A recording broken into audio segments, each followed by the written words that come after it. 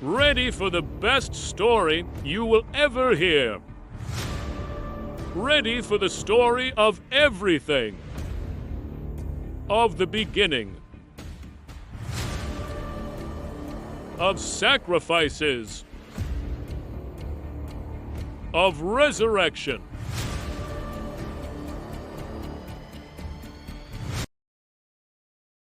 In the beginning, after the heavens were stretched wide, after the oceans found their boundaries, after the stars were set in their places, God formed man from the dust of the earth. He breathed into his nostrils the breath of life, and man became a living soul.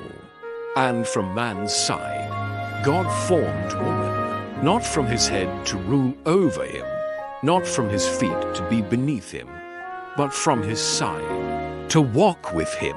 And so they stood together, the first man and the first woman, in a world untouched by sorrow. The Garden of Eden was no ordinary place. It was alive with color beyond imagination. Gold light filtered through trees heavy with fruit. Clear rivers flowed gently through soft green valleys. Every breeze carried the scent of blossoms. Animals roamed freely. The lion lay beside the lamb.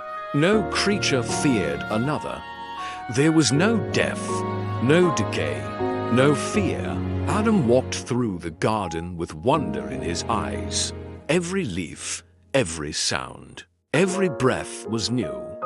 He named the creatures one by one, and whatever he called them, that was their name. Eve walked beside him, her laughter light and free. They were naked, yet they felt no shame, for innocence covered them more beautifully than any garment ever could. And in the cool of the day, God walked with them, not distant, not hidden, but near, and they were not afraid. In the center of the garden stood two trees, the tree of life and the tree of the knowledge of good and evil. The second tree was beautiful, its fruit radiant in the sunlight, but it carried a command. And God said, "You may eat freely from every tree of the garden, every fruit, every branch, every blessing. But from the tree of the knowledge of good and evil you shall not eat. For in the day that you eat of it, you shall surely die." It was not a restriction of cruelty.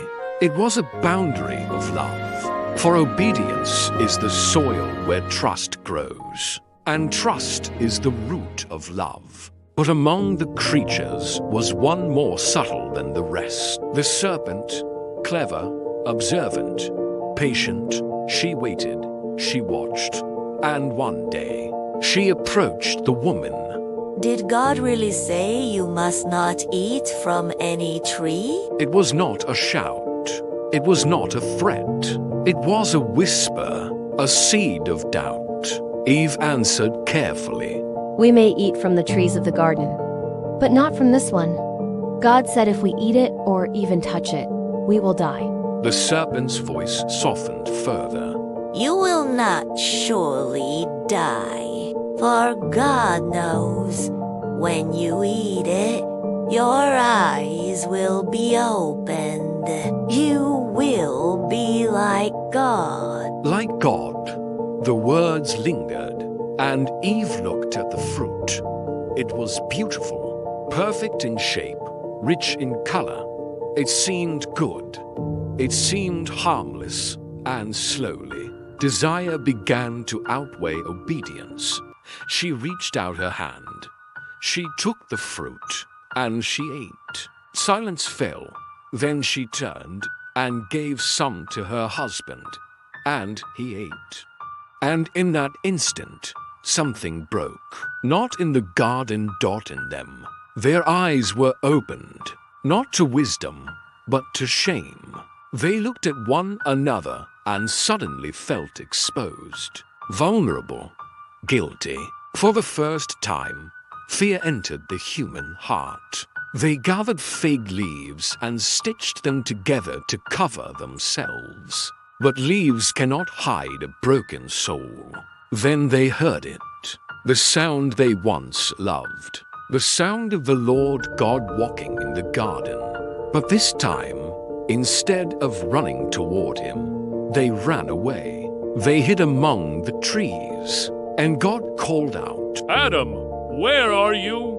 Not because he did not know, but because Adam needed to answer. Adam's voice trembled. I heard you, and I was afraid, because I was naked. So I hid. Afraid. The word had never existed before. Who told you that you were naked? Have you eaten from the tree? And the blame began. The woman you gave me. And the woman said, The serpent deceived me. But no excuse could undo what was done. And the Lord God spoke to the serpent. Because you have done this, you are cursed above all creatures. You will crawl on your belly, and dust you shall eat.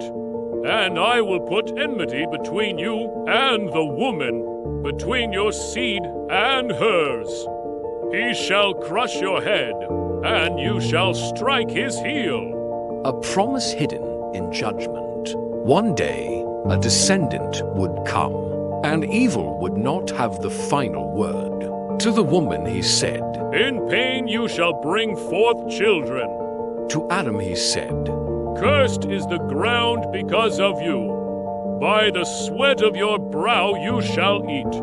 Thorns and thistles it will bring forth, for dust you are, and to dust you shall return.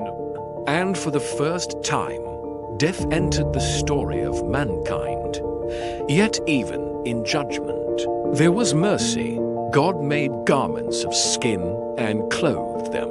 An innocent life was given to cover their shame. Blood was shed, not because God delighted in it, but because sin always carries a cost. The garden was no longer their home. God sent them out, not out of hatred, but to prevent them from eating from the tree of life and living forever in a fallen state.